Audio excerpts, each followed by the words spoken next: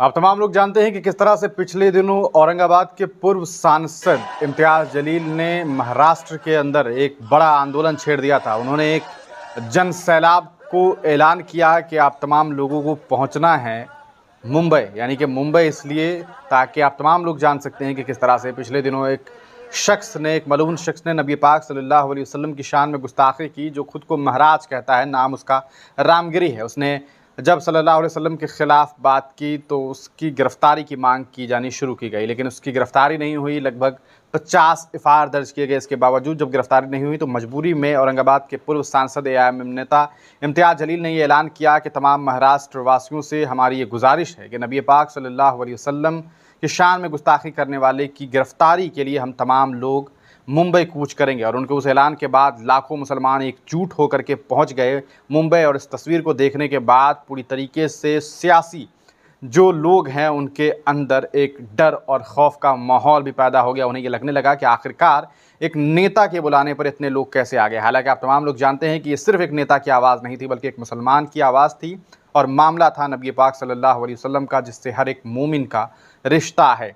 आपको बता दें, इस पूरे मामले के बीच 2 दिनों के बाद असदुद्दीन ओवैसी भी महाराष्ट्र पहुंचे और इस मौके पर वो भी एक मजलिस में अपनी बात रख रहे थे। इसी दरमियान बारिश हो गई, लेकिन इस बारिश के बीच असदुद्दीन ओवैसी ने सीधे तौर पर महाराष्ट्र के तमाम आला नेताओं के साथ साथ प्रधानमंत्री नरेंद्र मोदी को भी चुनौती दे दिया और उन्होंने कहा है कि तैयार हो जाइए क्योंकि शेर अब जाग गया है। आप इस वीडियो को देखिए।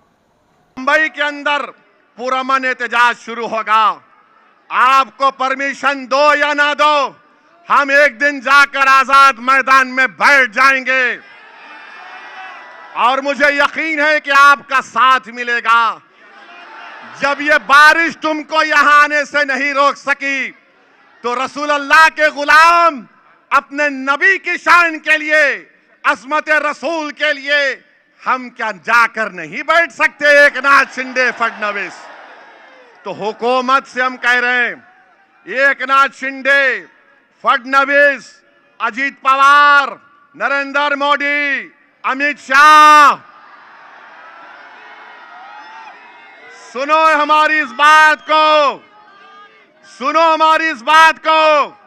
अब शेर जाग चुका है, अब शेर जाग चुका है। हमारी मां और बहनों ने अपने बेटों से कह दिया, बेटा उठ, कल हशर के मैदान में हमको शिफात दिलाने वाले के लिए हमको खड़े होना है।